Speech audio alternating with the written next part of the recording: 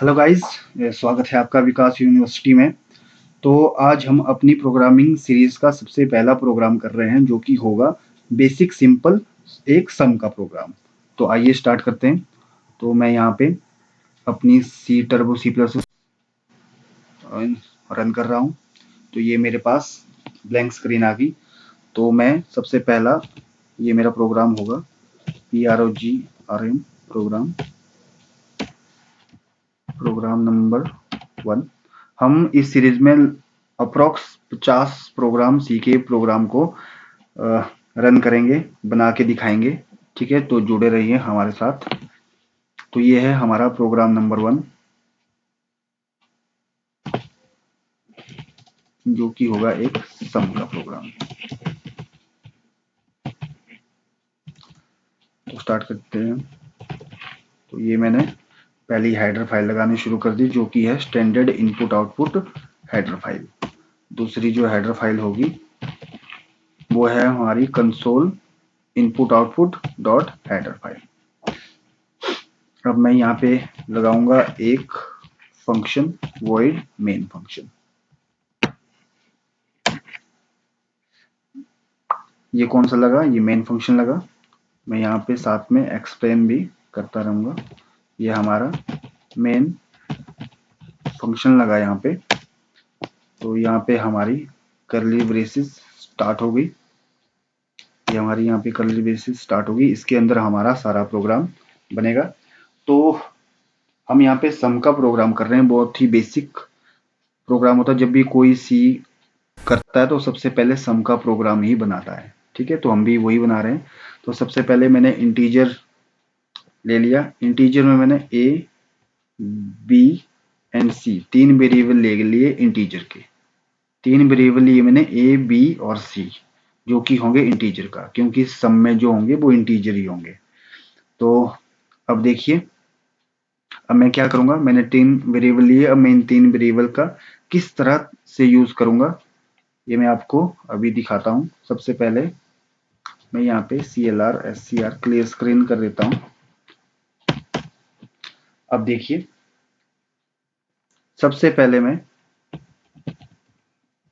printf लगाऊंगा। printf में मैं यहाँ पे क्वेश्चन करूंगा, enter the first number, enter the first number. ये मैंने यहाँ पे ये दे दिया, एंटर द फर्स्ट नंबर। यहाँ पे मैं अपना फर्स्ट जो नंबर है उसको प्रिंट करवाऊंगा।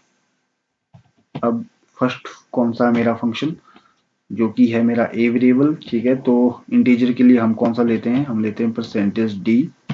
ये आप सभी को मालूम होगा, %d। और एड्रेस करेंगे किसको?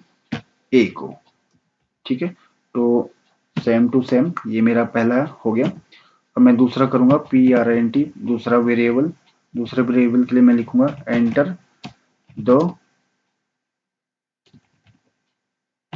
Second number, enter the second number.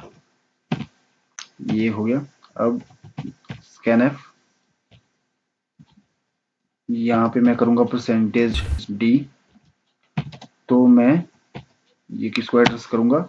दूसरे वेरिएबल को। ठीक है, अब ये मेरा, अब ये क्या पूछ रहा है? मैंने तीन वेरिएबल, यहाँ पे मैंने तीन वेरिएबल लिए ए बी एंड सी। अब मैंने यहाँ पे जो पहली वैल्यू है वो ए वेरिएबल में स्टोर होगी। यहाँ पे पहला जो वेरिएबल मांगेगा, जैसे हम प्रोग्राम रन करेंगे वहां पे लिखा आएगा एंटर द फर्स्ट नंबर। तो जो यूजर है वो अपना पहला नंबर डाल देगा, मान लो 10।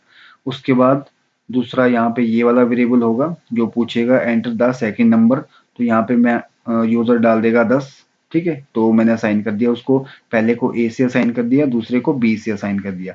मतलब कि जो पहला नंबर है वो इस वाले मेमोरी लोकेशन में स्टोर होगा, और जो दूसरा जो नंबर होगा वो इस वाले वेरिएबल में या मेमोरी लोकेशन में स्टोर होगा। तो जो मेरा आंसर है, अब आंसर भी मुझे किसी में स्टोर करना है। तो आंसर में किस में? तो इन दो को मुझे क्या करना है? प्लस करना है, a + b। अब a में जो वैल्यू होगी वो इसमें आ गई, और जो b में जो वैल्यू होगी वो इसमें आ गई और आपस में ये प्लस हो जाएंगे।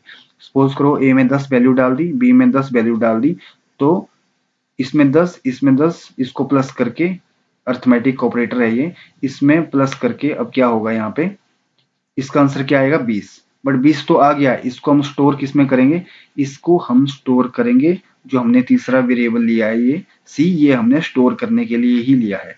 ये मैं सी में क्या करूंगा, ए और बी की जो वैल्यू है वो मैं सी में स्टोर कर दूंगा।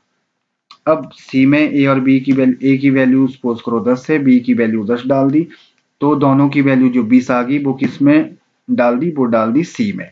अब सी को मैं आगे प्रिंट कर दूंगा, यहाँ पे मैं सी को प्रिंट कर दूंगा, प्रिंट एफ। अब सी को प्रिंट करने के लिए मैं क्या लिखूंगा, मैं लिखूंगा your result is your result is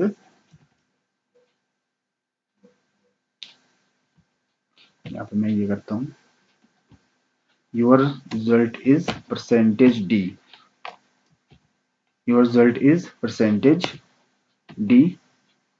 और यहाँ पे मैं किसको प्रिंट कर रहा हूँ, सी को, क्योंकि जो रिजल्ट है वो सी में स्टोर हुआ है और सी को मैंने यहाँ पे प्रिंट करवा दिया, यहाँ पे सी प्रिंट हो जाएगा और ये मेरा जो लिखा हुआ है वो यहाँ पे अपने आप आ जाएगा। ठीक है, और यहाँ पे मैं लगाता हूँ गेट करेक्टर, ताकि जो रिजल्ट स्क्रीन है वो रुके रहे।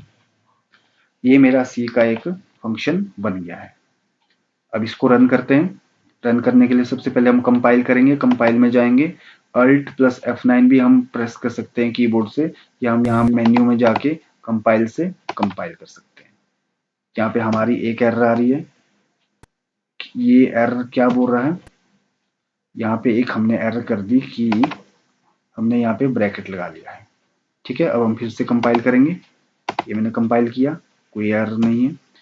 अब मैं यहाँ पे इसको रन करूंगा, ये देखिए एंटर द फर्स्ट नंबर, मैंने डाल दिया यहाँ पे 12। अब मैं कर दूंगा एंटर, अब बोल रहा है एंटर द सेकंड नंबर, मैं यहाँ पे कर दूंगा 45। अब देखिए एंटर कर दूंगा, इसने क्या, इसने रिजल्ट दे दिया, यूर रिजल्ट इज 57। है ना कमाल की बात। तो इस प्रोग्राम सीरीज से जुड़ने के लिए इस चैनल को सब्सक्राइब कीजिएगा। तो मिलते हैं नेक्स्ट वीडियो में, धन्यवाद।